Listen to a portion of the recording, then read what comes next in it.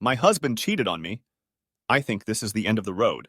Justin and I had been together for 10 years, married for 6. I'd been with him for my whole adult life. We'd been dating since I was 17 and he was 18. I always thought he was my soulmate, the man I wanted to grow old with. Turns out I was wrong. I was devastated when I found out. Yes, Justin had been staying out later than usual, and his explanations were usually flimsy at best. I'm not stupid. I had my suspicions, but I think I just really didn't want to come to terms with the fact that my husband was seeing another woman. Honestly, I might have gone years without discovering the truth, but Justin got sloppy. "Welcome home, honey. Fun night out with the guys after work again?" "Uh-huh," Justin grumbled, brushing past me. "I made dinner if you're hungry. Beef tips and rice. I know it's one of your favorites." "Ate at the bar. I'm going to bed," he muttered, steadying himself against the wall before woozily clomping up the stairs. My heart sank. Nights like those were becoming more and more frequent. I loved my husband. All I wanted was to spend a little quality time with him after a long day at work, but he couldn't even spare me a few minutes. I glanced up at him as he lumbered up the steps, a tear trickling down my cheek. In an instant, any sadness that I felt was replaced with burning rage, because when Justin passed underneath the overhead light, I saw what appeared to be a hickey on the side of his neck. A cocktail of emotions swirled within me. Despair, resentment, betrayal. They all hit me like a ton of bricks. I was stunned. I didn't know what to do. I mean, who would? The man I had been head over heels for all that time had stabbed me in the back. I was in disbelief. I stumbled to the kitchen, pulling out a chair before I could collapse. I stared into space, trying to make sense of what I'd seen. I sat there for a long time, deep in thought. After a while, I felt numb, like my entire personality had been flushed down the drain, leaving nothing but an empty husk. Then, a thought flashed across my mind. I'd been mistaken. That had to be it. Just a mere trick of the light. It was a pretty dimly lit hallway, after all. Whatever the case, I had to know. I tiptoed upstairs, abandoning my dinner. I crept up to our room as quiet as a church mouse, before lightly pushing open the bedroom door. Justin was fast asleep. I didn't waste any time. I rushed across the room, careful to avoid any squeaky floorboards, and I inspected Justin's neck. His snores grew louder as I approached. He always was a heavy sleeper. I cursed when I got a closer look. Justin was sleeping on his side, and I was not going to try to roll him over. I glanced around, searching for anything that might provide concrete evidence. My eyes fell to the bedside table. Bingo. I snatched Justin's phone from his charger. I held my breath as I pressed his meaty thumb onto the screen to unlock it. I grinned, feeling a rush of exhilaration as I achieved my goal. "What, huh?" I froze. Justin groggily opened his eyes a sliver as my hand hovered over him. My blood turned to ice, and I prayed with all my might that my husband would just go back to sleep. To my immense shock, my prayers were answered. Justin mumbled incoherently under his breath before grabbing a fistful of covers and nodding off. I'd escaped by the skin of my teeth. I had to be more careful. The first thing I did was check Justin's texts. I immediately saw a woman's name I didn't recognize. My heart shattered when I read the messages. "Hey baby, last night was incredible. See you again after work today?" "You're damn right. I wish you never had to leave." "What about that wife of yours, though? Won't she get suspicious?" "Her? Not a chance. Even if she does find out, she won't leave. I could murder a baby in front of her and she'd still think I was a saint." A deep-seated rage bubbled within me. Did Justin really think that little of me?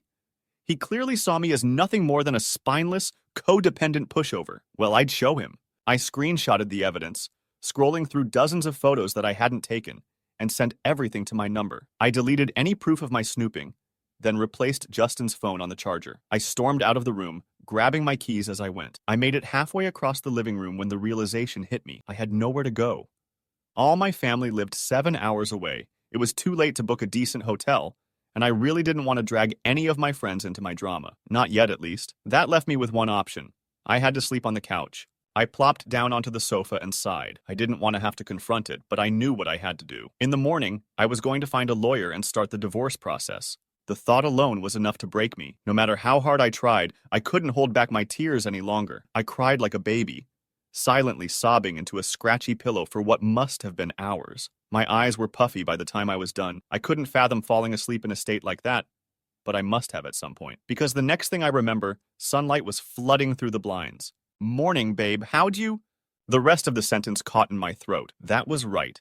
Justin and I were about to be over. I grabbed my phone from the coffee table, tears stinging at the corners of my vision. I opened up the text I'd sent myself as proof that the past 12 hours hadn't been some twisted nightmare. But the messages were gone. My eyes grew wide as I stared at the screen. That couldn't be right. They'd been there, Clear as day the night before. Something wasn't adding up. I suddenly paused, bolting upright. Was that breakfast? The tantalizing aroma of eggs and bacon wafted around the corner from the kitchen. My brows furrowed. Justin never cooked. My breathing was shallow as I tentatively shuffled toward the kitchen. Curiosity gnawed at me like a piranha. I apprehensively peeked around the corner, unsure of what I would find. To my shock, there was my husband, humming a little tune while flipping pancakes. I rubbed my eyes. Was I seeing things? Surely I was delusional from lack of sleep. That had to have been it. Then Justin turned, his icy blue eyes locking onto mine. Morning, Princess. I hope you're hungry. I saw you sleeping on the couch and I thought you might not be feeling well, so I decided to make you a hot meal to help you get better. My heart skipped a beat. Was this really my husband? It looked like him. Sounded like him too. Still, I was weary. Yeah. Just feeling a little under the weather is all. Are you feeling okay? You're acting different. Never been better. Honestly, I think I've really turned a new leaf, he said, placing a steaming plate before me. The old Justin is kaput. From now on, I swear, I'm going to be the best husband I can be. Our gazes connected, and I searched his expression for answers. He seemed genuine. If this was an act, it was a damn good one. Thanks, babe. That really makes me happy to hear. Justin beamed at me, the warmth of his smile seeping into my heart. It had been years since he looked at me like that.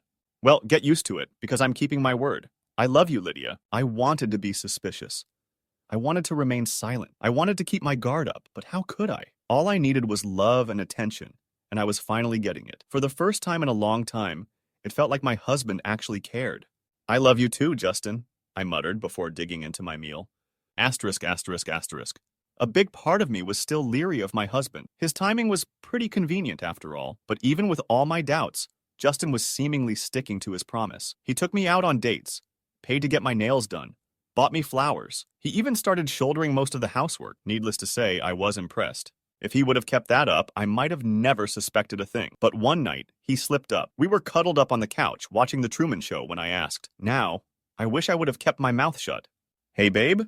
Yes, my love? Justin asked, his eyes still glued to the screen. If someone close to you was an imposter, like a perfect replica except for a few tiny changes, do you think you'd notice? Justin tensed up, his eyes wide as he slowly turned to face me. A blank stare had overtaken his expression. A chill rippled through my body when he looked at me like that. He was beginning to frighten me. I suppose so. Why do you ask? His voice was monotone, dripping with a tinge of urgency. I didn't know how to process his sudden shift in personality. It's the premise of the movie we're watching. I watched as the color seeped back into his face, and he loosened up, breathing a sigh of relief. I cocked a curious brow. Why was he acting so strange? That makes sense.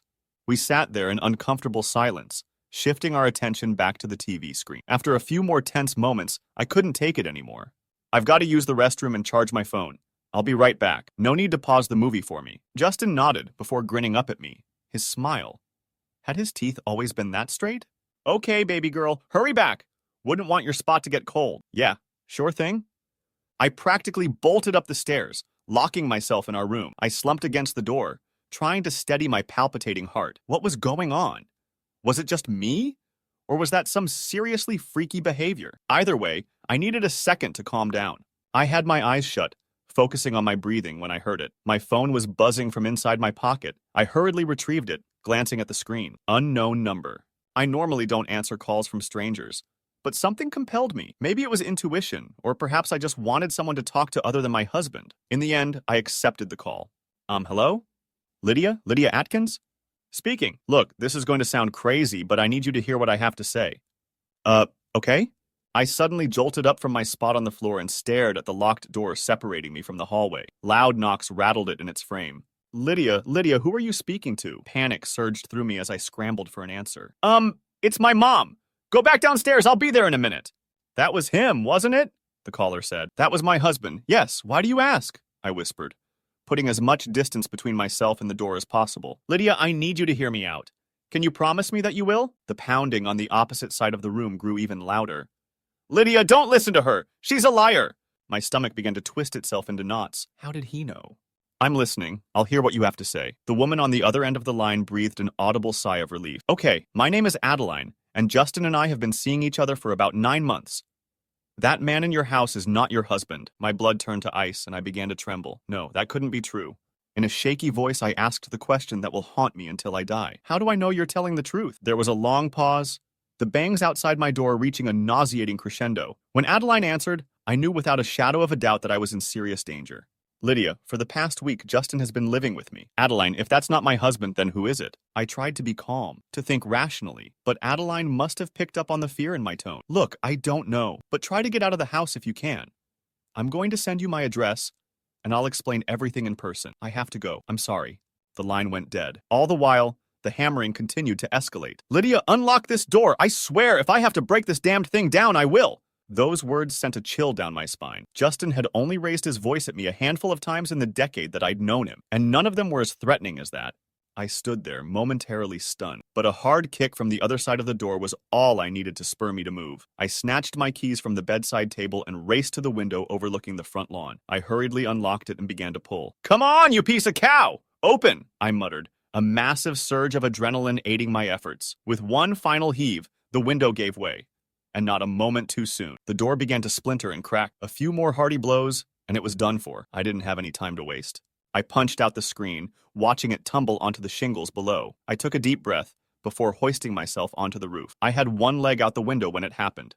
Whoever, or whatever, was pretending to be my husband finally managed to get inside.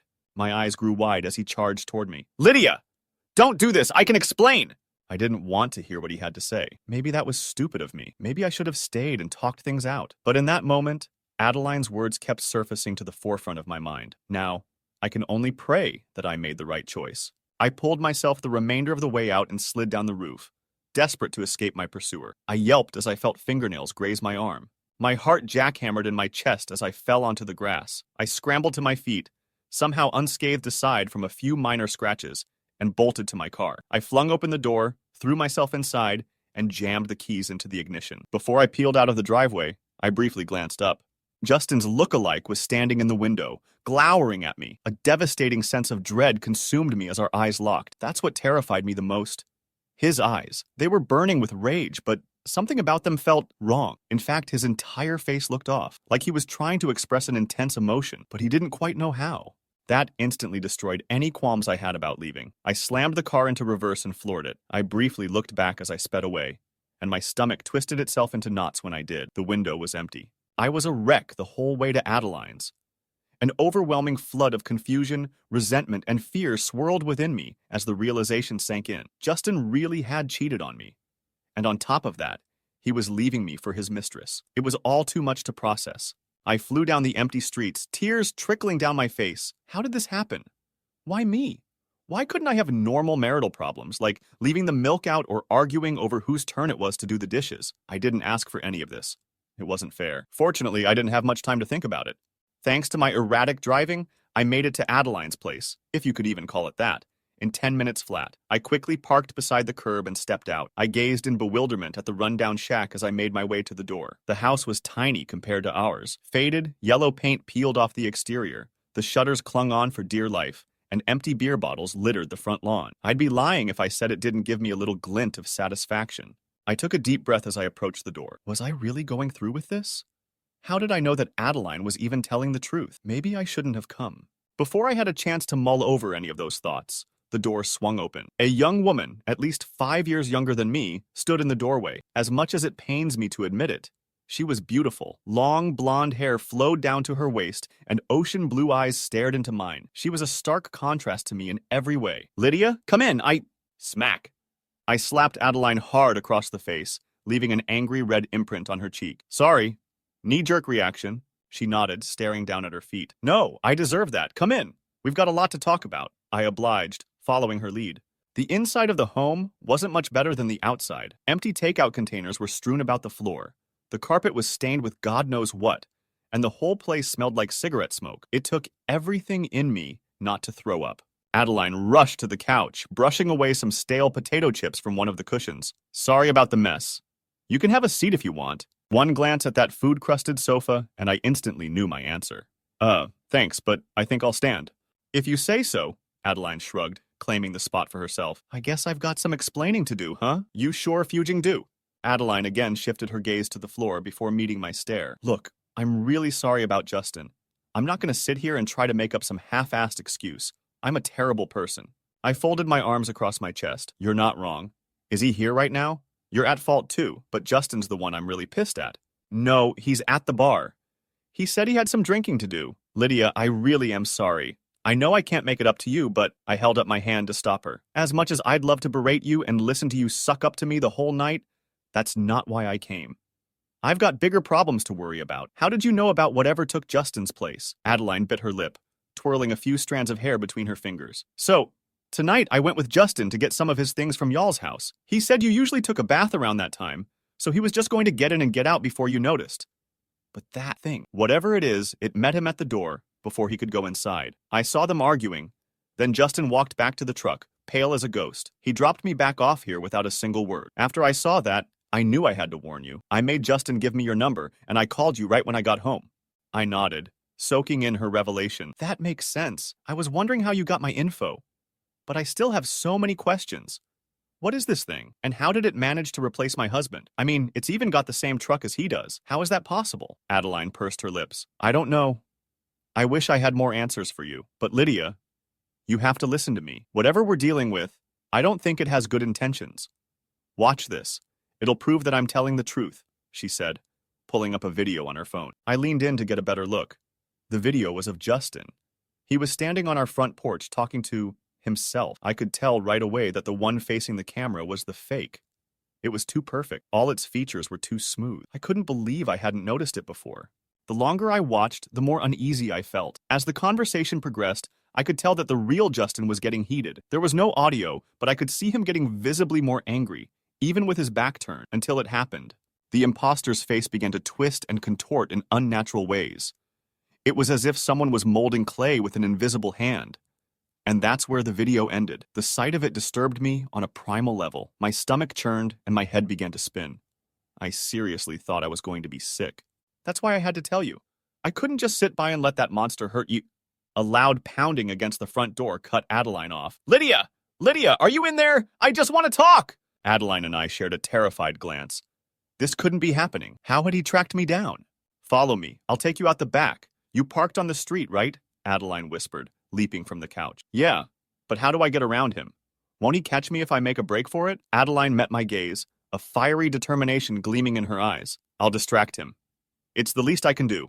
Good luck, she said, ushering me outside. The door clicked shut before I had a chance to thank her. I closed my eyes, took a deep breath, and without giving myself time to freak out, I raced to my car. I squeezed my keys with a vice grip as I ran, the world around me devolving into a blur of colors. I didn't even spare a glance at the front porch as I flew past. I was too focused on making it off that property alive. I was mere inches from the safety of my car. I was so close. But then I heard it. Lydia, why are you running? Come on, don't be like this. I fumbled with the keys and scrambled to hop into my car. Justin, too. Zero sprinted toward me at an inhuman speed. Behind him, the door to the house was hanging wide open, and Adeline was nowhere to be found. I hurriedly turned my attention back to the steering wheel. I slammed on the gas, my tires squealing as I sped away. I glanced in the rearview mirror, and my heart nearly stopped. The false Justin was standing beneath a street lamp. I don't know if it was my nerves or maybe the poor lighting, but I could have sworn that when I looked back, he was smiling. And for a moment, I was sure that I saw blood dribbling down his chin. I hyperventilated, tears flooding down my cheeks as I sped away. Once I was satisfied with the amount of distance I'd put between myself and Justin's doppelganger, I rolled into a gas station and parked at one of the pumps. I felt so lost, so confused. What the hell had just happened? Why did this thing want to track me down so badly? And Adeline? What had he done to her? I wasn't sure I wanted the answer to that question. I took a deep breath, trying to steady my palpitating heart. It's going to be okay. Just calm down and come up with a game plan. It'll all be over soon, I muttered, staring reassuringly at myself in the rearview mirror. I didn't truly believe that, but I had to do something. I couldn't afford to keep crying my eyes out and waiting there like a sitting duck. I needed a plan, so I did the only thing I could think to do.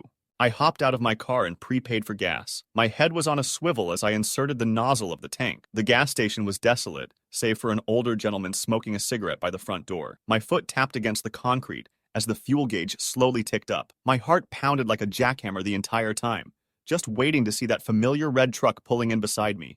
But it never did. I breathed a sigh of relief, placing the fuel pump back into its compartment. I glanced back at the man by the door for a split second before jumping back into the driver's seat. He was talking on the phone now, and was he grinning at me? I didn't want to wait to figure out what he was planning. I zipped down the road and onto the interstate. I didn't know where I was going, but I knew that I needed to get far away from my husband's look-alike. Once I was on the open road and all the fear had begun to dissipate, it hit me. Everything. The cheating, the lies, the betrayal, all of it. It all crashed down on me like a tidal wave.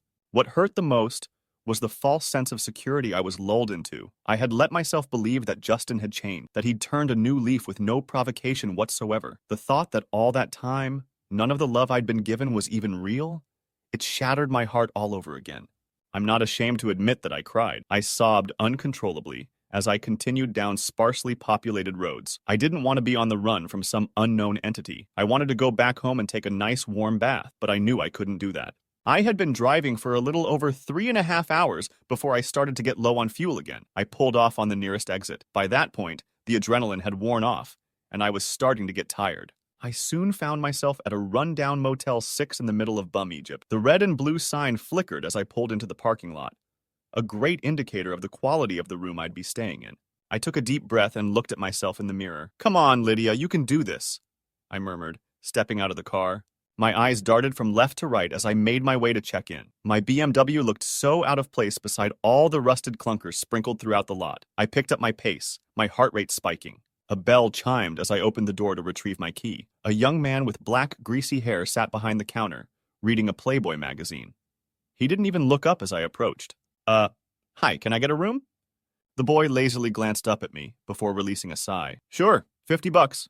I pursed my lips as I fished around in my wallet. $50 a night for this dump? What a ripoff. I slapped the cash onto the counter, thanking my lucky stars that I wouldn't have to risk getting my bank information stolen from their card reader. The boy, whose name tag read Steven, handed me the key for room number 12 before pocketing the cash. "Thanks," I said, shooting him a glare as I snatched the keys. He gave me a slight nod before returning to his magazine. I nearly sprinted to room 12. I hurriedly jammed the key into the lock before shoving the door open. Right as I was closing it, something caught my eye. Headlights. I kept the door cracked just enough to see. Silly, right? Surely I was just being paranoid. There was no way that it was him. Justin's truck cruised into the parking lot. It was unmistakable. The faded red paint, the dent on the driver's side door, the crack running down the entirety of the windshield. It was all there. I quietly locked myself in the room, my head spinning. How was this happening? I was so far from home. How had he found me again? The realization hit me like a ton of bricks. How stupid could I possibly be? The answer was so simple. I pulled out my phone, and there it was. Justin and I were sharing our locations. With everything that had happened, I hadn't even thought to turn it off. I knew it was too late, but I turned off location services anyway. I felt nauseous as I placed my phone back in my pocket. How accurate was that thing? Did the doppelganger know what room I was in? Morbid curiosity got the best of me. I had to know. With a shaky hand, I brushed back the blinds to my window. The second I did, tears began to trickle down my cheeks, and my blood turned to ice. He was outside. Justin's impersonator was standing directly outside my window. His eyes were wide and manic. The grin he wore looked off, like it was too big for his face. I couldn't move. I was paralyzed with fear. The fake Justin walked up to the glass and paused for just a moment. The silence was so deafening that the only audible noise was the blood pumping in my ears. And then he moved. His tongue lolled out of his mouth, and he slapped it against the glass with a wet thump. He dragged it upward, those inhuman eyes never breaking contact with mine. "I found you. It's time to stop running and let me in." His smile vanished as he gritted out those words. That was enough to snap me from my stupor. I let the blinds fall over the window and stumbled backward, nearly crashing into a table. That's where I am now, writing this at that table. I'm done for. It's only a matter of time before he breaks in. I phoned the front desk, but no one answered. I called the police too, but response times are slow this far out in the boonies. This will most likely be my final update. If the cops don't show up on time, I don't know what he'll do to me. My hands are trembling as I type this. He's trying to kick the door down, and I don't think it's going to hold.